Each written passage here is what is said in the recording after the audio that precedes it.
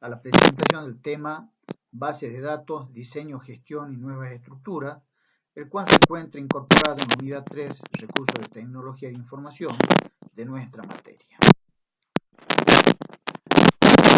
El objetivo específico de este tema es que podamos identificar distintas formas de organización y aprender los conceptos básicos que nos permiten diseñar bases de datos.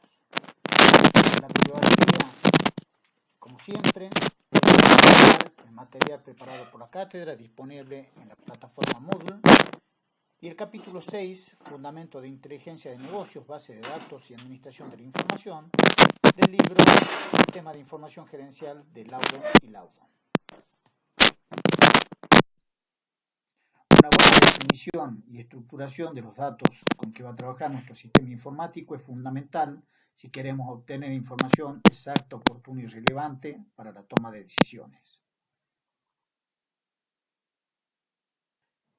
Para comenzar a hablar de estructuración de datos, primero debemos conocer lo que es la jerarquía de datos. Todo sistema trabaja con un conjunto de archivos que constituyen la base de datos. La base de datos son todos aquellos archivos que vamos a necesitar para el funcionamiento de nuestro sistema. Así, por ejemplo, en el caso de la materia, vamos a trabajar con una base de datos integrada por archivos o tablas referidas a alumnos, profesores, notas, asistencia, etc. Cada archivo va a ser una recopilación de información referida a un ente o una entidad perfectamente identificada. En este caso, una entidad de alumnos, una entidad de profesores, etc. Cada archivo está compuesto por una sumatoria de registros, donde cada registro representa a cada uno de los integrantes de esa entidad. Tomando el caso del archivo de alumnos, cada registro de este archivo representará los datos de cada uno de los alumnos que cursan la materia, identificando datos tales como el nombre, documento de identidad, etc. Cada uno de estos atributos o datos se conocen con el nombre de campo o atributo. Es importante señalar que todos los registros tienen una idéntica estructura, aun cuando no tengamos datos referidos a alguno de los registros que lo integran. Así, por ejemplo, si no tenemos datos sobre el domicilio de algún alumno, lo mismo el registro va a tener un campo para el domicilio. Todos los registros tienen una longitud fija que resulta de la sumatoria de caracteres que definiremos contendrá cada uno de los campos. Esto es muy importante cuando vamos a estructurar un archivo, una base de datos, porque de la cantidad de caracteres que almacene cada campo dependerá, en definitiva, el tamaño que va a ocupar el archivo o el espacio de almacenamiento que ocupará el archivo en nuestro dispositivo. Por lo tanto, tenemos que ser cuidadosos en no definir longitudes de campos que excedan lo que en la media se requiera. Por ejemplo, no ponemos para el campo nombre una extensión de 60 caracteres porque van a ser muy pocos los alumnos que necesitemos 60 caracteres para almacenar su nombre. Normalmente con 30 caracteres podemos registrar el nombre de cada alumno. Si vemos un esquema tradicional de sistemas, en principio cada aplicación cuenta con su propio archivo o grupo de archivos en función de las actividades que vayan a apoyar estos sistemas. Así, por ejemplo, en el ámbito de la universidad, la biblioteca de la facultad, las cátedras, la dirección de alumnos tendrán distintas aplicaciones, las cuales trabajarán con archivos propios. Estos archivos tendrán la característica normalmente de no estar relacionados entre sí, lo cual generará ventajas y desventajas para el desarrollo de las tareas. Las principales ventajas es que esta estructura de organización de archivos, cada archivo para una aplicación, es simple para la utilización. Esto es, no tenemos que pensar en la integración de datos que necesitarán otras aplicaciones sobre nuestros archivos. Y es eficiente en cuanto a las expectativas del usuario, por cuanto el usuario encuentra en sus archivos la información que necesita para usar. pero trae desventajas importantes, siendo la principal la redundancia e inconsistencia de datos. La redundancia es que vamos a encontrar datos repetidos en distintos archivos en función de las distintas aplicaciones. De esta manera se ocupa mucho más espacio de almacenamiento en discos y se genera inconsistencia en los datos entre distintas aplicaciones. Por ejemplo, tiene el archivo de la dirección de alumnos. El alumno ha actualizado su domicilio y no lo hizo en el archivo de alguna de las cátedras o en el de la biblioteca, nos encontraremos que un mismo alumno puede estar presentando dos domicilios diferentes, lo cual es una inconsistencia. A su vez, los programas presentan una gran dependencia con los datos que administran. Cada modificación de datos va a afectar necesariamente la operación de los programas. Los datos no son flexibles, esto es, no se pueden agregar nuevos campos o nuevos atributos. Y a su vez, administrar esta complejidad y diversidad de archivos hace que sea muy difícil una eficiente y segura administración de los mismos. Para explicar los problemas que presenta la estructura de archivos convencionales, vamos a utilizar el siguiente ejemplo, donde presentamos tres distintos archivos de distintas aplicaciones. Uno es el archivo de ventas históricas, un archivo de ventas por sucursales y un archivo de datos en personal. Veamos por un momento los datos contenidos en los tres archivos se refieren a vendedores e información de ventas, ¿sí?, y a su salario, en el caso de archivo de personal. Pero todo referido a los mismos vendedores de la misma empresa. El primer problema que observamos con este esquema de archivos es la redundancia de datos. La redundancia de datos es la repetición innecesaria de datos dentro del mismo archivo y entre distintos archivos de un sistema integrado. Observemos un momento que el nombre de los vendedores se repite en los tres distintos archivos. Esto genera, en primer lugar, un mayor uso de espacio de almacenamiento en disco, por cuanto tendremos datos repetidos en distintos archivos. En segundo lugar, se genera riesgo de tener incongruencia e inconsistencia de datos entre los mismos y no podremos integrar la información de los distintos archivos de nuestros sistemas para mejorar la obtención de información. Esto de tener archivos con datos redundantes genera necesariamente la incongruencia de datos. En este caso, tenemos, por ejemplo, que en el archivo de ventas históricas, el vendedor José Pérez registra una venta para el 2019 de 54.000 pesos, mientras que en el archivo de ventas por sucursales, la venta consignada para el mismo vendedor es de 60.000 pesos. Por otra parte, vemos que el vendedor Wally López, en primer lugar, está repetido con una incongruencia de datos en cuanto al nombre en el archivo ventas históricas, y si lo queremos relacionar con el archivo de venta por sucursales, la incongruencia está presente en que el número de identificación utilizado es diferente en ambas tablas. A su vez, si observamos el archivo de personal, observamos que el vendedor Wally López no figura, no se encuentra registrado.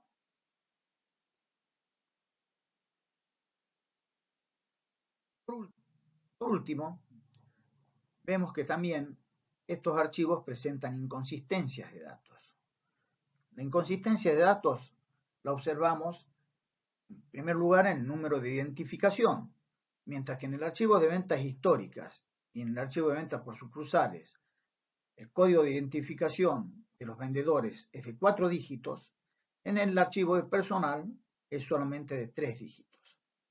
De esta manera, vemos que si queremos entender cuál es el vendedor al que corresponde un código determinado, es inconsistente si lo observamos en los otros archivos. Para eliminar o minimizar los problemas que presenta la estructura tradicional de archivos, surge el concepto de base de datos. Una base de datos es un conjunto de datos organizados diseñados para servir eficientemente a distintas aplicaciones dentro de los sistemas de información, centralizando los datos en una única colección, independiente de los programas o aplicaciones con que trabajaremos, controlando y minimizando la redundancia de datos, asegurando que los mismos sean consistentes y congruentes. El concepto fundamental es que los datos deben ser independientes de las aplicaciones que los van a utilizar. Esto traerá como necesidad la existencia de un administrador de base de datos que dará distintos accesos a los distintos usuarios en las diferentes aplicaciones que deban contener nuestro sistema. De tal manera que cada aplicación y cada usuario solamente tenga acceso a los datos que le son pertinentes para su tarea. Existen distintos tipos de bases de datos. Nosotros vamos a estudiar las bases de datos relacionales, que son las bases de datos que se utilizan normalmente en los sistemas transaccionales. En este tipo de bases de datos, los datos se presentan como tablas bidimensionales, compuestas por filas y columnas. Las filas reciben el nombre de registros y las columnas el nombre de campos. Cada tabla de una base de datos contendrá información acerca de una entidad y sus atributos. Esto es un tema específico y los atributos que corresponden a cada tema. Así como veíamos, tendremos una tabla de alumnos con los datos específicos de los alumnos, una tabla de docentes o profesores con los datos de los profesores, etc. Los campos de las tablas pueden contener valores numéricos, alfabéticos, imágenes, audio, video e inclusive hipervínculos. Vemos aquí la estructura de una tabla de una base de datos relacional, que está compuesta por columnas, atributos o campos, las filas, que son los registros, y dentro de los campos tiene importancia uno de los campos de la tabla que denominamos campo clave. El campo clave será un campo que permitirá identificar en forma unívoca a cada registro integrante de nuestra tabla. Este campo es el que utilizaremos para poder vincular nuestra tabla con otras tablas o archivos de nuestra base de datos y establecer así las relaciones entre los mismos. De ahí el nombre de base de datos relacionales. Aquí vemos cómo una tabla de una base de datos puede tener distintos tipos de campos claves. La clave principal en este caso es la identificación del producto y veremos que en esta tabla no se repetirá dos registros con el mismo número de identificación. Cada número de identificación de producto identificará de manera única a cada producto integrante de nuestro stock.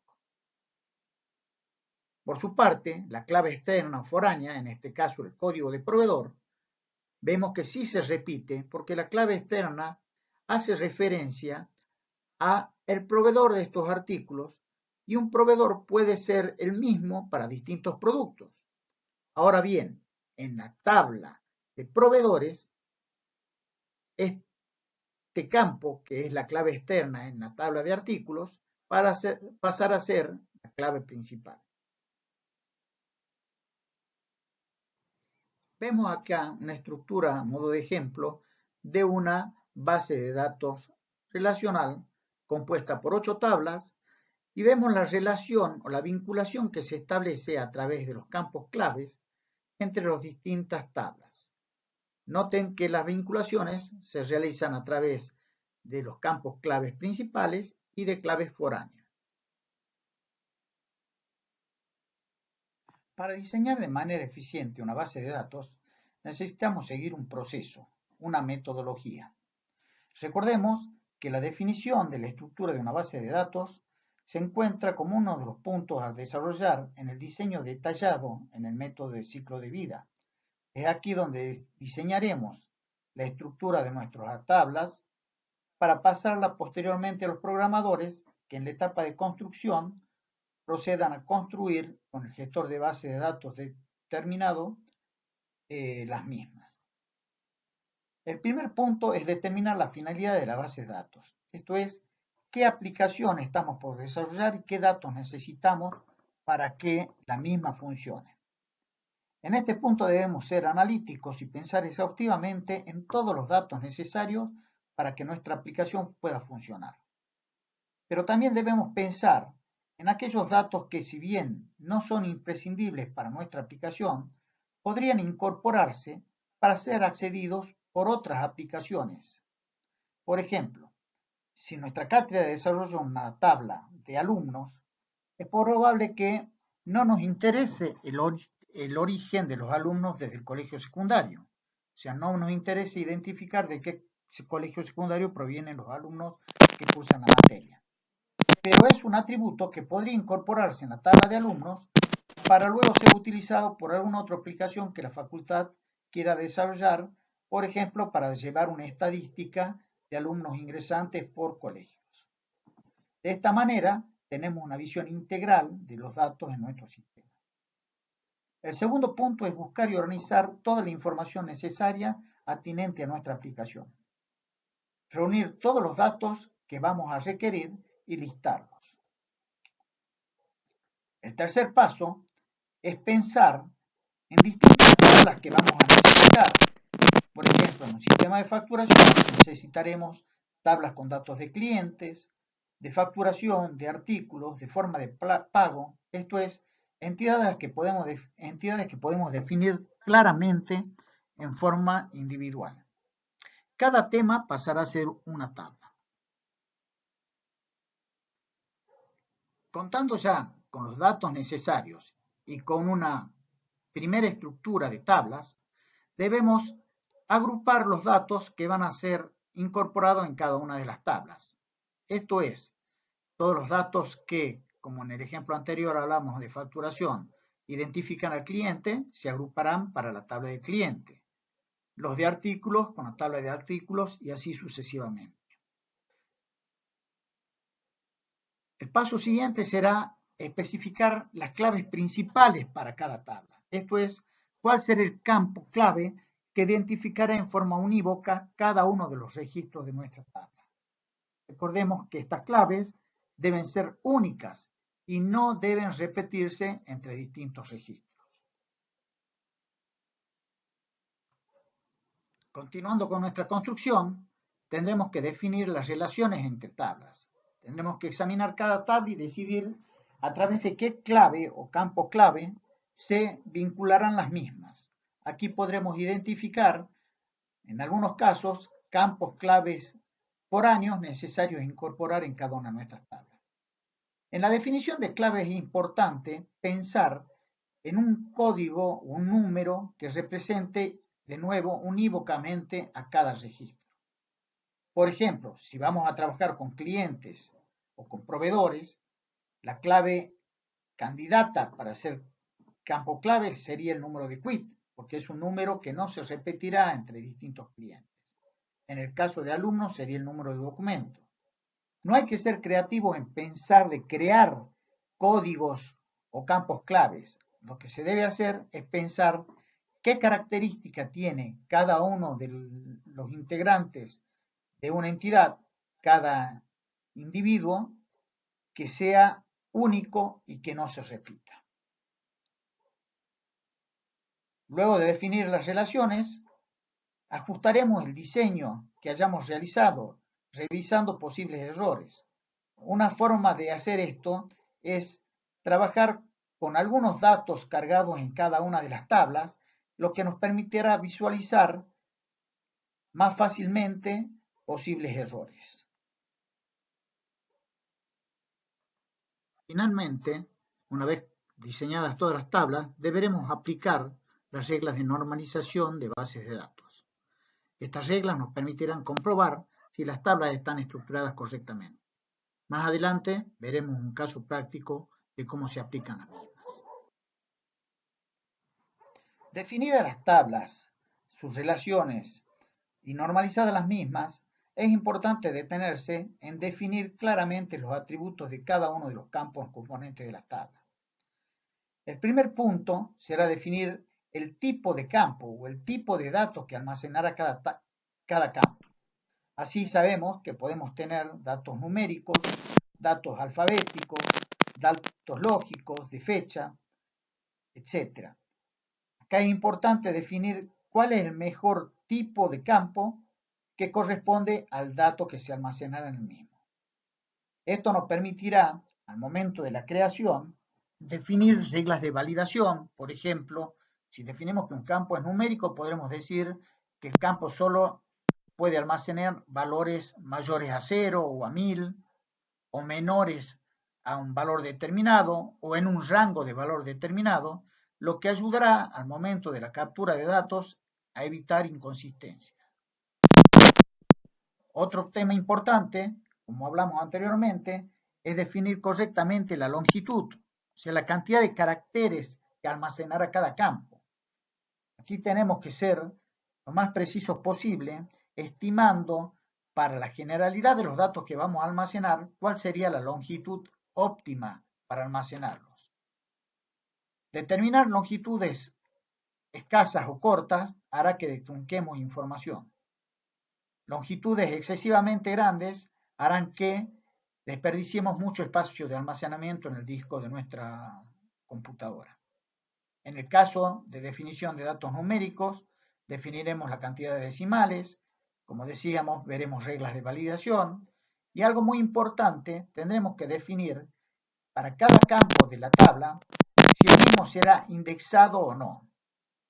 Si definimos que un campo es indexado, nos permitirá luego tener un ordenamiento de la tabla en función de ese índice.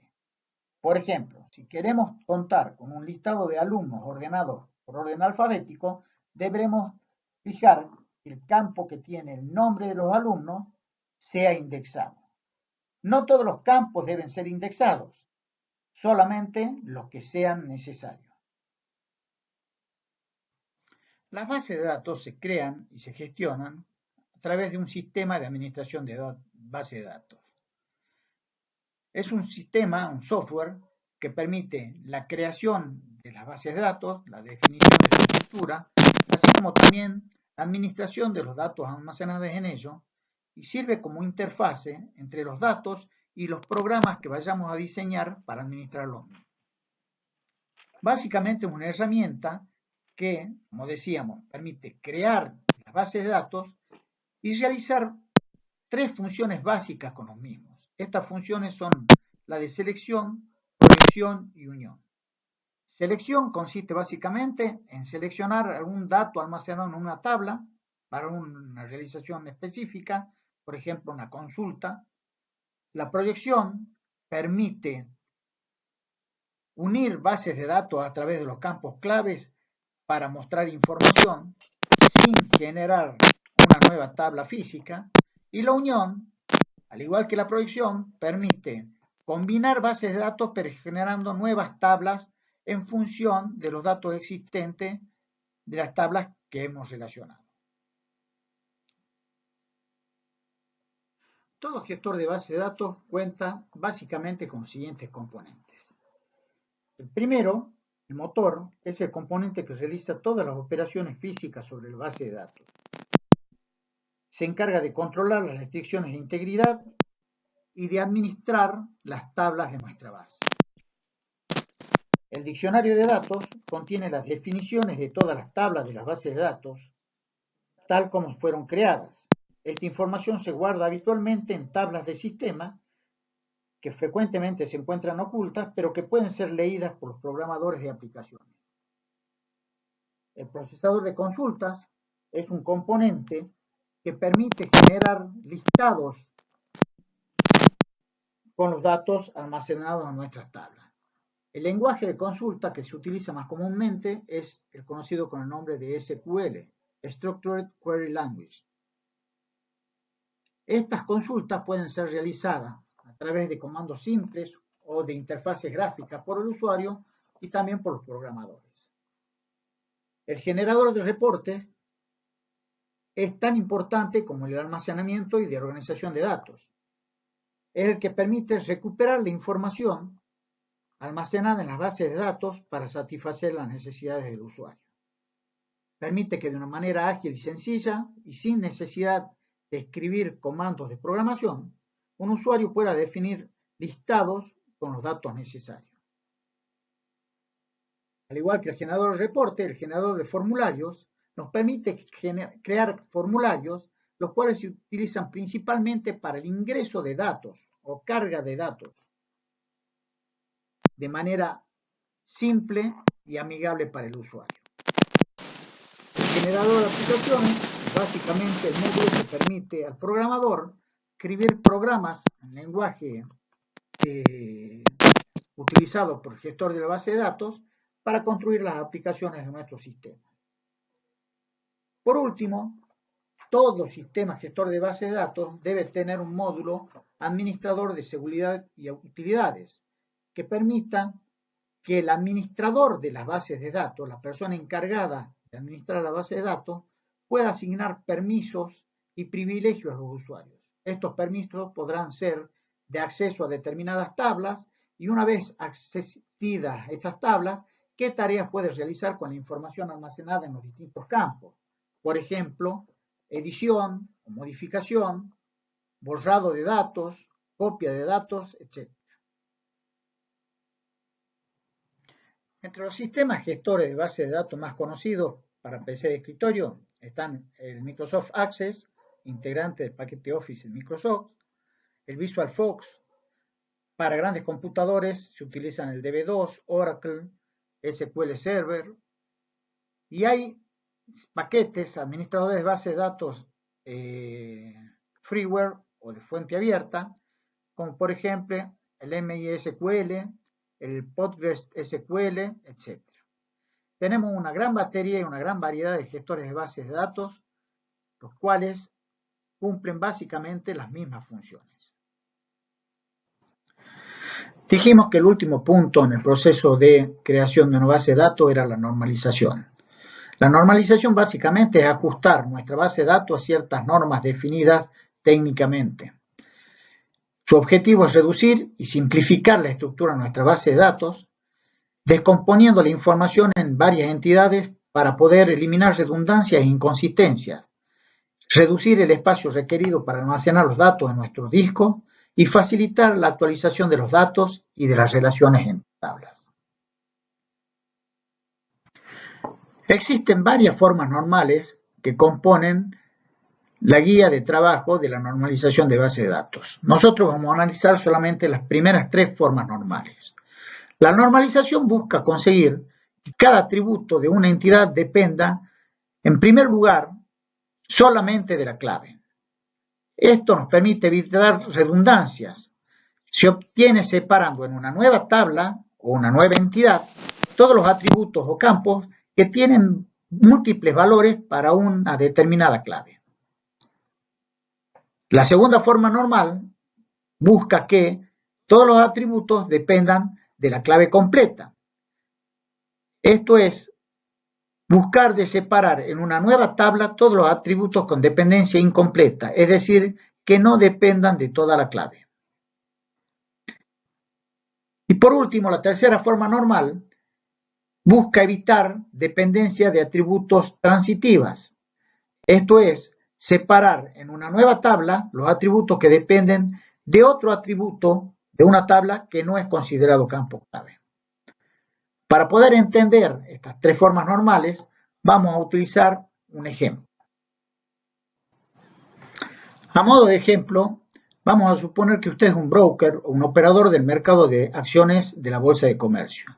Como parte de sus tareas, debe llevar un control de las operaciones realizadas por sus clientes y conocer los montos involucrados en las operaciones de compra. En cada operación, el cliente puede comprar más de una acción y con distintos montos invertidos en cada una de ellas. Actualmente, usted lleva el control de las operaciones en un archivo convencional, en una hoja de cálculo, pero se ha dado cuenta que no es suficiente para las consultas que debe realizar. Crear una base de datos le ayudará indudablemente a administrar en forma más eficiente sus operaciones. Los datos que debe almacenar como mínimo son los siguientes: número de operación, nombre y código del cliente, monto invertido, precio de la acción al momento de la inversión y fecha de la operación. Este es el archivo que usted utiliza normalmente para registrar las operaciones. lo que llamamos una tabla sin normalizar.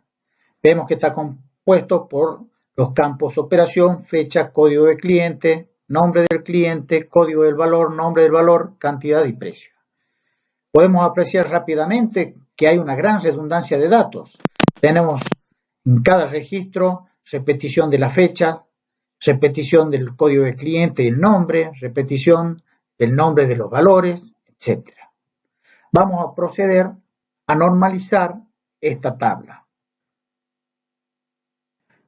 La primera forma normal nos dice que en una tabla no pueden haber grupos repetitivos. Entonces vamos a aislar los campos que se repiten en cada registro. Los campos que vemos que se repiten en cada registro son el número de la operación, la fecha, el código del cliente y el nombre del cliente. De esta tabla de movimientos, aplicando la primera forma normal, generamos una nueva tabla y así obtenemos la siguiente situación. Una tabla de compras, donde hemos extraído los datos inherentes a la compra, el número de la operación, la fecha y el código del cliente con su nombre, y una tabla de movimientos, donde continúan registrados el movimiento realizado, el código del valor, el nombre del valor, la cantidad y el precio, manteniendo un campo, que es el campo de operación, como campo clave que nos permitirá establecer la relación con la tabla de compras. Por último, de la tabla de compras se eliminan todos los registros redundantes, quedando solamente dos registros que nos permiten identificar claramente cada una de las operaciones. La operación 124, realizada el 31 de diciembre del 99 por el cliente 19 Juan Pérez, y a través de la relación establecida con el campo clave operación, podemos ver qué acciones se negociaron en esa operación. Procedemos a aplicar la segunda forma normal. Para aplicar la segunda forma normal, primero tienen que estar las tablas cumpliendo con la primera forma normal. Una tabla está en segunda forma normal si todos los atributos, o todos los campos que no forman parte de ninguna clave candidata, o que no son una clave, suministran información acerca de la clave completa. Aquí vemos que el nombre del valor o de la acción se repetirá cada vez que se quiera comprar el mismo. Y el nombre de la acción no depende de la clave o del campo clave operación, sino que depende de otra clave que es el código de valor. Entonces, deberemos proceder a separar de esta tabla aquellos datos que no dependen directamente de la clave principal. Pasamos de esta manera a generar una nueva tabla, que es la tabla de acciones, donde extraemos el nombre del valor, que era el dato redundante en la clave anterior. Y al igual que en la primera forma normal, finalmente obtenemos una tabla de acciones con solamente los nombres de cada una de las acciones. Aquí ya nuestra base de datos está cumpliendo con la segunda forma normal. Por último, aplicamos la tercera forma normal a la tabla de compras, donde vemos que el nombre del cliente se repetirá de igual medida siempre que el cliente haga operaciones de compras. El nombre del cliente depende del campo código de cliente y no del código de la operación, que no es la clave principal en esta transacción. Entonces extraemos el dato repetido o redundante, generando así una nueva tabla que tendrá los datos inherentes al cliente, generando una nueva entidad. Finalmente, podemos apreciar cómo, partiendo de nuestro archivo tradicional sustentado en una hoja de cálculo, aplicando el procedimiento de desarrollo de base de datos, obtuvimos la siguiente base de datos compuesta por 4 tablas, la cual asegura la no redundancia de datos y la consistencia de los mismos, así como también las vinculaciones que realizamos a través de los campos claves definidos entre las distintas tablas para poder gestionar nuestro caso. También un ejemplo de cómo podríamos definir los atributos de cada uno de los campos integrantes de nuestras tablas, fijando el tipo de campo y la cantidad de caracteres para cada uno. Cerramos esta presentación con recomendaciones finales. Leer el material de desarrollo teórico de base de datos preparado por la cátedra y disponible en la plataforma. Leer el capítulo 6 del laudo Lidaudo. Aclarar las dudas en el foro y completar la lectura y análisis del tema base de datos. Habiendo hecho esto, estaremos en condiciones de desarrollar los casos prácticos del tema. Muchísimas gracias por su atención.